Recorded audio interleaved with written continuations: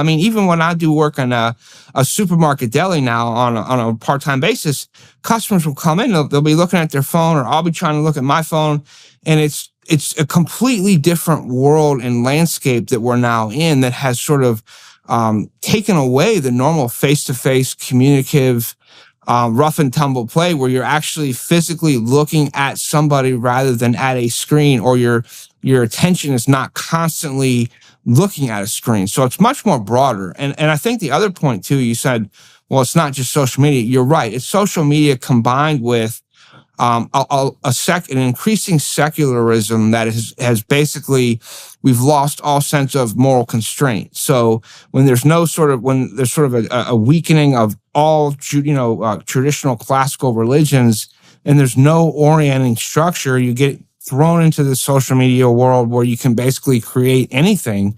That gives rise to what we see as this complete inability to form, an identity in early childhood. Now they're on the screens where there's just basically a consumer market for identities, whether that's identities as furries, whether it's an identity as, gender identity, or even, like you say, it's a complete role-playing world now that's happening on social media. And one of the individuals who's done a lot of great work on this is Catherine D, who's default friend on Twitter.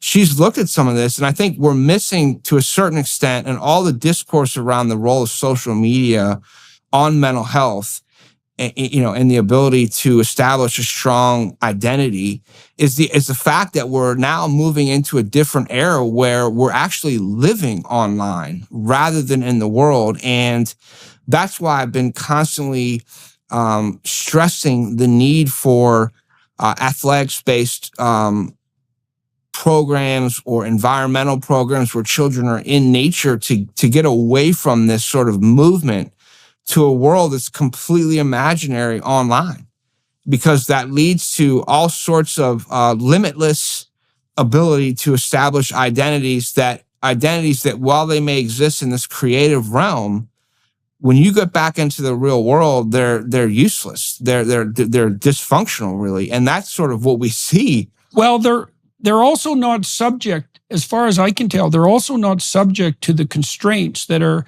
characteristic of the real world. Like, one of the things I've been very concerned about, and I'd like your thoughts on this, is I think it was what's the boxer's name? Mike Tyson, who so famously said the problem with the virtual world is that it's made all of you all too comfortable with never getting punched when you deserve it. Now, that's a bad paraphrase, but he did actually say that. And I think there's something about that that's actually very interesting and very correct.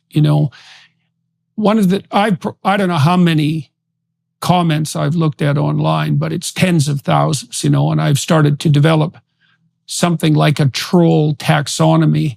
And, there is a culture online they call lulz culture, and that's laugh out loud, or I did it for the lulz. And it's basically a culture of sadists and psychopaths. And this is actually quite well documented in the relevant research literature, because there has been ongoing research into the personality structure of provocative trolls, and they're dark tetrad types.